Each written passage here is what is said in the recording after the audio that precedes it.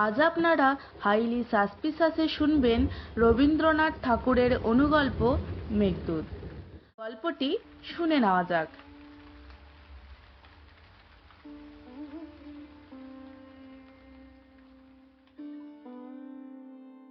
মিলনের প্রথম দিনে বাসি কি বলেছিল?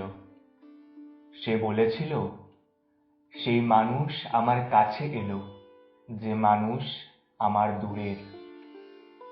আর বাসি বলেছিল, ধরলেও যাকে ধরা যায় না তাকে ধরেছি, পেলেও সকল পাওয়াকে যে ছাড়িয়ে যায় তাকে পাওয়া গেল।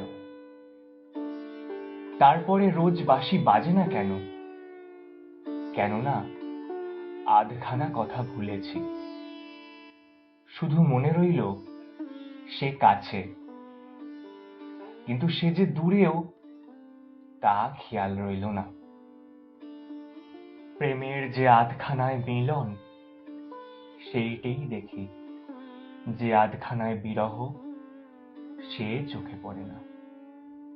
তাই দূরের চিরতৃপ্তিহীন দেখাটা আর দেখা যায় না, কাছের পর্দা আড়াল করেছে।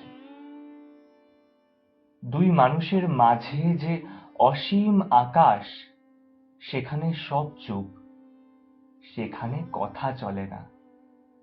সেই মস্ত চুপকে বাঁশির সুর দিয়ে ভরিয়ে দিতে হয়।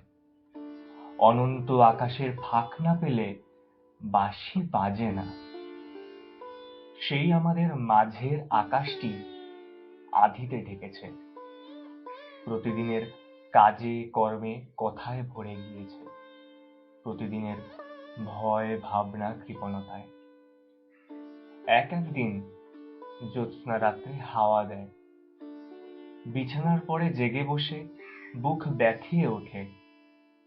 মনে পড়ে, এই পাশের লোকটিকে তো হারিয়েছি। এই বিরহ মিটবে কেমন করে? আমার অনন্তের সঙ্গে তার অনন্তের বিরহ।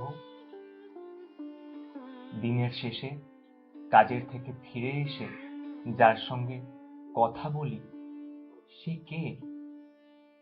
সে তো সংসারের হাজার লোকের মধ্যে একজন। তাকে তো জানা হয়েছে, চেনা হয়েছে, সে তো ফুরিয়ে গেছে।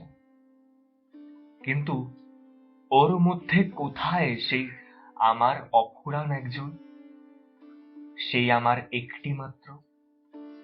ওকে আবার নতুন করে খুঁজে পাই কোন কুলহারা কামনার ধারে।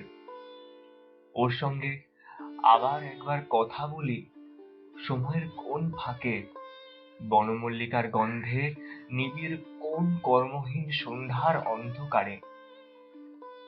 এমন সময় নববর্ষা ছায়া উত্তরে উড়িয়ে পূর্ব দিগন্তে এসে উপস্থিত।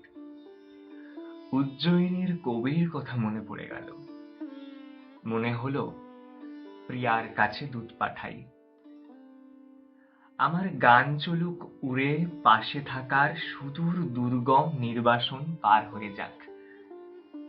কিন্তু তা হলে তাকে যেতে হবে কালের উজান পথ বেয়ে, বাঁশির ব্যথায় ভরা আমাদের প্রথম মিলনের দিনে। সেই আমাদের যে দিনটি বিশ্বের চিরবর্ষা ও চিরবসন্তের সকল গন্ধে সকল ক্রন্দনে জড়িয়ে রয়ে গেল কেতকী বনের দীর্ঘশ্বাসে আর শালমঞ্জুরির উতলা আত্মনিবেদনে।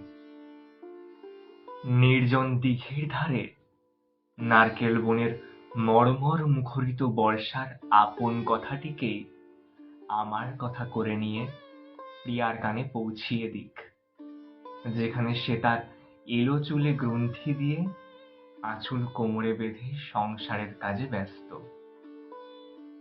বহু দূরের অসীম আকাশ আজ বনরাজিনীলা পৃথিবীর শিয়রের কাছে নত হয়ে পড়ল। কানে কানে বললে, আমি তোমারই। পৃথিবী বললে, সে কেমন করে হবে? তুমি যে অসীম, আমি যে ছোট। আকাশ বললে, আমি তো চারদিকে আমার মেঘের সীমা টেনে দিয়েছি। পৃথিবী বললে, তোমার যে কত জ্যোতিষ্কের সম্পদ, আমার তো আলোর সম্পদ নেই। আকাশ বললে, আজ আমি আমার চন্দ্র, সূর্য, তারা সব হারিয়ে ফেলে এসেছি। আজ আমার একমাত্র তুমি আছো। পৃথিবী বললে, আমার অশ্রু ভরা হৃদয় হাওয়ায় হাওয়ায় চঞ্চল হয়ে কাঁপে, তুমি যে অবিচলিত। আকাশ বললে, আমার অশ্রুও আজ চঞ্চল হয়েছে, দেখতে কি পাওনি? আমার বক্ষ আজ শ্যামল হলো, তোমার ওই শ্যামল হৃদয়টির মতো। সে এই বলে আকাশ পৃথিবীর মাঝখানকার চিরবিরহটাকে চোখের জলের গান দিয়ে ভরিয়ে দিলে। সেই আকাশ পৃথিবীর বিবাহ মন্ত্র গুঞ্জন নিয়ে নববর্ষা নামুক আমাদের বিচ্ছেদের পরে প্রিয়ার মধ্যে যা অনির্বচনীয়, তাই হঠাৎ বেজে ওঠা বীণার তারের মতো চকিত হয়ে উঠুক। সে আপন সিথির পরে তুলে দিক দূর বনান্তের রংটির মতো তার নীলাঞ্চল। তার কালো চোখের চাহনিতে মেঘমল্লারের সব মীরগুলি আর্ত হয়ে উঠুক। সার্থক হোক বকুলমালা তার বেনির বাঁকে বাঁকে জড়িয়ে ওঠে। যখন ঝিল্লির ঝংকারে বেনুবনের অন্ধকার থরথর করছে, যখন বাদল হাওয়ায় দীপশিখা কেঁপে কেঁপে নিভে গেল, তখন সে তার অতি কাছের ওই সংসারটাকে ছেড়ে দিয়ে আসুক, ভিজে ঘাসের গন্ধে ভরা বনপথ দিয়ে, আমার নিভৃত হৃদয়ের নিশীথ রাত্রে।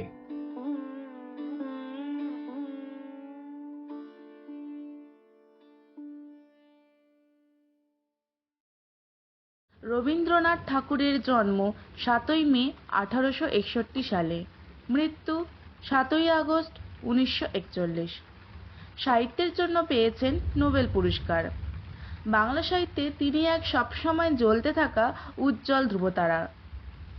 এই গল্পটি যে কোনো রকম কন্টেন্ট পাইরেসির বিরুদ্ধে উপযুক্ত আইনি ব্যবস্থা নেওয়া হবে। আর কী বা হবে পাইরেসির মতো অসৎ কাজ করে?